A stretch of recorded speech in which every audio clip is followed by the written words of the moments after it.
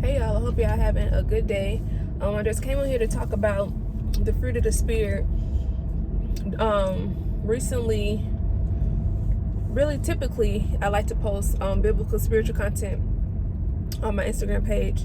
And I like to, seek the Lord on what I should post about on my page in regards to like quotes and things of that nature.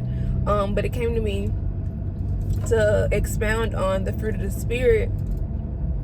So in association with each of my Instagram posts that I do, I want to do a YouTube video just so I can like physically expound on it. But so we all know, or those who sorry, I'm driving so I have to watch the road. The scripture of the fruit of the spirit, love, joy, peace, long suffering, gentleness, temperance. But the first one of those is love. And a lot of people think of love and they immediately go to like love between man and woman, relationship. They take that scripture and they go, focus on relationships. But biblical love is not just about relationships. Biblical love is not just about marriage. Biblical love is more than that sector of love. You know what I'm saying? Biblical love should be shown to whoever you come in contact with if you are declaring and claiming to be a child of God. And biblical love also is more than just the affection part of love, which all of us love, no pun intended, but all of us love to experience, that affectionate part of love. But it's more than just the ooey gooey affectionate side of love. And one thing about biblical love is biblical love it demands for obedience. Jesus said, if you love me, you're going to keep my commandments. What is he saying? If you love me, you're going to obey me. Biblical love also comes with sacrifice. For God so loved the world that he gave his only begotten son. If God didn't love us, if God didn't, and we know he loves us, he's our creator, but what God showed us through that scripture, what God showed us is that true heartfelt love comes with sacrifice. And you're going to sacrifice for those that you love, because you know that whenever that sacrifice that you make is for the greater good of those that you love, you are going to be willing to make that sacrifice for those that you love. And that's what I love about God, is that love is more than just an action, or more than just a word, or just a ooey gooey lovey actions that we think it is. Love calls for so much more than that. It calls for so much more than that. And for me, and for anyone else who is reading the scripture and reading on the fruit of the spirit, so in that scripture, the two scriptures before that, and I'm not going to edit this video, so I'm just going to put it in the description box.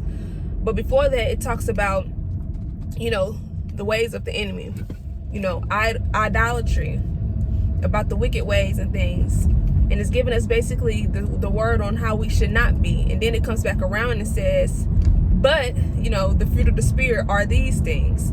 So anyone who's claiming to be separated from sin should no longer be operating in those evil things. They should be wanting to fully commit themselves to what the Lord has for them, and fully commit themselves to righteousness. And with that, the fruit of the spirit, love, is the first one that's mentioned. And how can we show love? What can we do? What can we do to show love? For a child, it can be as simple as obeying your parents. For, someone, you see a homeless person, you can sacrifice the money in your pocket for that person. There are a lot of ways for us to practice showing love,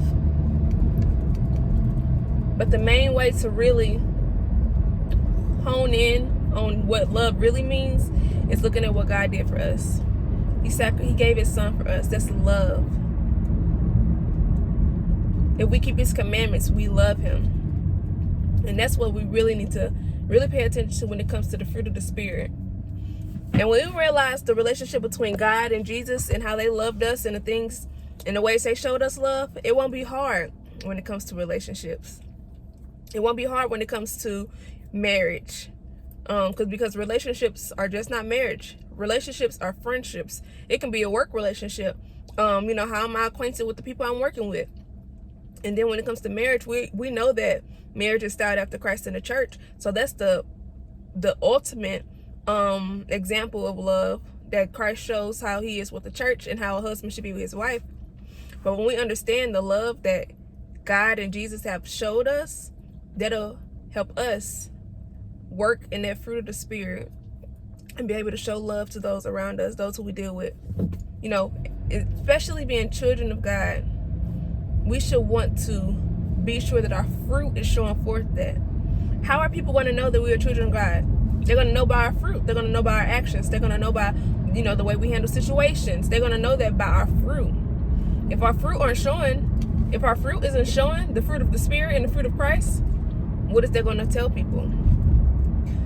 So I just want to encourage y'all, show love, show biblical love. Hone in on what biblical love really is. If you're not married, if you're just single, hone in on what the relationship of biblical love between you and God the Father, you and Jesus. Hone in on that. If you're in a marriage, hone in on what biblical love is. It'll fruitfully I was going to say fruitfully multiply, but I'm not talking about children, but it'll fruitfully grow the relationship that you have with your spouse.